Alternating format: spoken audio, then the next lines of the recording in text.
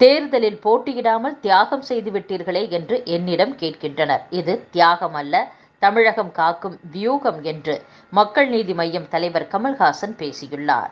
ஈரோடு நாடாளுமன்ற தொகுதி திமுக கூட்டணி சார்பில் போட்டியிடும் வேட்பாளர் பிரகாஷை ஆதரித்து மக்கள் நீதி மய்யம் கட்சி தலைவர் கமல்ஹாசன் ஈரோட்டில் வீரப்பன்சத்திரம், கருங்கல்பாளையம் மற்றும் நாமக்கல் மாவட்டம் வெப்படையில் பிரச்சாரம் மேற்கொண்டார். அப்போது நாடு காக்க கட்சி வரைகோடுகளை அழித்துவிட்டு மக்கள் நீதி மய்ய தொண்டர்கள் இங்கு வந்துள்ளனர். எல்லா கட்சி வேறுபாடுகளையும் மறந்து நாடாளுமன்றத்தில் உங்கள் குரல் ஒலிக்க நான் வந்துள்ளேன். தேர்தலில் போட்டியிடாமல் தியாகம் செய்து விட்டீர்களே என்று என்னிடம் கேட்கின்றனர். இது தியாகம் அல்ல, தமிழகம் காக்கும் வியூகம். வெளிமாநிலங்களில் இருந்து பலர் வேலைக்கு வருகின்றனர் என்கின்றனர். அதன் அர்த்தம் என்னவென்றால், அங்கு வேலை இல்லை. நாம் கொடுக்கும் வரியில் ₹1 கொடுத்தால் 29 காசுதான் நமக்கு திரும்ப வருகிறது. ஆனால் இங்கு வேலை தேடி வரும் தொழிலாளர்களின் ஊரில் ₹1 கொடுத்தால் ₹7 கிடைக்கிறது. அங்கிருந்துதான் இங்கு கூலி வேலைக்கு வருகின்றனர். பிரதமர் தமிழகம் வரும்போது மழலை தமிழில் 2-3 தமிழ் வார்த்தைகளை பேசுவார். தேசிய நீரோட்டத்தில் கலக்காத திராவிட கூட்டம் இது என்று அங்கே பேசிக்கொள்கிறார்கள். வடநாட்டில் கட்டபொம்மன், வ.உ.சி., காமராஜர் என்று யாராவது பெயர் வைத்து இருக்கின்றனரா?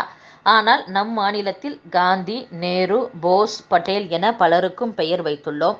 நீங்கள் இப்போதுதான் பட்டேலுக்கு சிலை எழுப்பினீர்கள். நாங்கள் எங்கள் இதயத்தில் எப்போதே பட்டேலுக்கு சிலை எழுப்பிவிட்டோம் என்றும், தமிழன் தேசிய நீரோட்டத்தில் கலக்க மாட்டான் என்பது பொய்.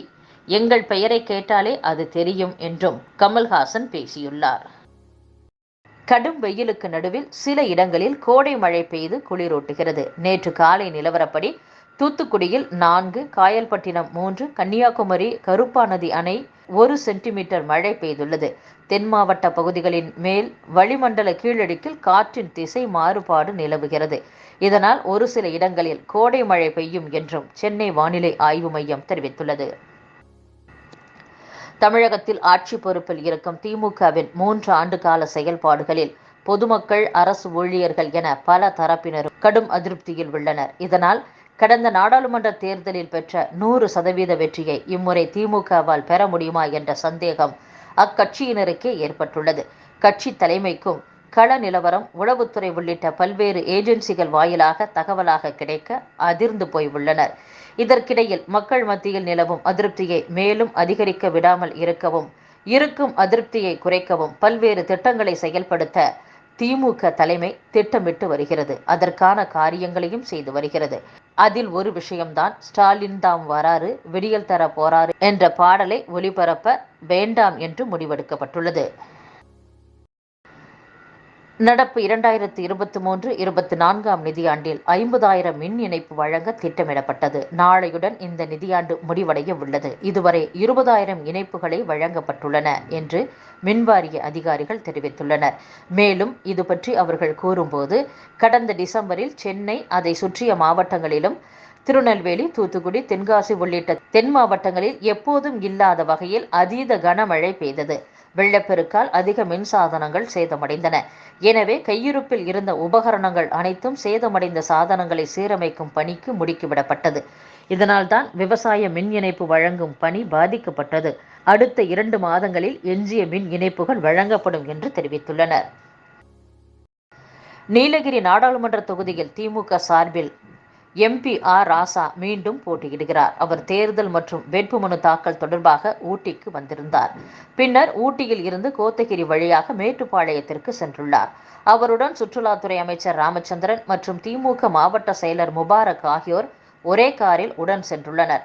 அப்போது கோத்தகிரி மேட்டுப்பாளையம் சாலையில் குஞ்சப்பனை சோதனை சாவடி அருகே தேர்தல் பறக்கும் அலுவலர் கீதா தலைமையில் போலீசார் ஆர். ராசா சென்ற வாகனத்தை சோதனையிட்டுள்ளனர். சோதனைக்கு பின் வாகனத்தில் ஏறி அமைச்சர் ராமச்சந்திரன், MP ஆர். ராசா மற்றும் மாவட்ட செயலர் முபாரக் ஆகிய மூவரும் மேட்டுப்பாளையம் சென்றுள்ளனர். இந்நிலையில் ஆர். ராசா சென்ற வாகனத்தில் பல பெட்டிகள் இருந்த நிலையில் அவற்றை முழுமையாக சோதனையிடாமல் சில நிமிடங்களில் தேர்தல் அலுவலர்கள் சோதனை பணியை நிறைவு செய்து அனுப்பியுள்ளனர். அவர்கள் மீது நடவடிக்கை எடுக்க வேண்டும் என்று மாநில தேர்தல் ஆணையம் வரை புகார் சென்றுள்ளது. இந்த தகவல் சமூக வலைதளங்களில் வேகமாக பரவி வருகிறது. இந்தியாவில் உள்ள முக்கியமான 150 அணைகளில் நீர் இருப்பு 36% குறைந்துள்ளது. குறிப்பாக கர்நாடகம் போன்ற தென் மாநிலங்களில் கடந்த ஆண்டை விட நிகழாண்டில் தண்ணீர் பற்றாக்குறை அதிகரித்துள்ளதாக மத்திய நீர் ஆணையம் வெளியிட்டுள்ள தரவுகளின்படி தெரிவிக்கப்பட்டுள்ளது. தேர்தல் நடத்தை விதிமுறைகளை மீறியதாக பிரதமர் மோடி மீது தேர்தல் ஆணையத்திடம் திரிணாமுல் காங்கிரஸ் கட்சி புகார் அளித்துள்ளது.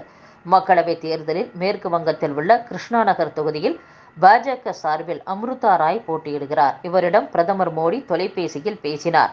அப்போது மேற்கு வங்கத்தில் ஏழை மக்களிடம் இருந்து கொள்ளையடிக்கப்பட்டு அமலாக்கத்துறையால் பறிமுதல் செய்யப்பட்ட சுமார் 3000 கோடியை அந்த மக்களிடமே திருப்பி ஒப்படைப்பதற்கான தனது முயற்சிகளை பிரதமர் மோடி குறிப்பிட்டதாக பாஜக தெரிவித்தது.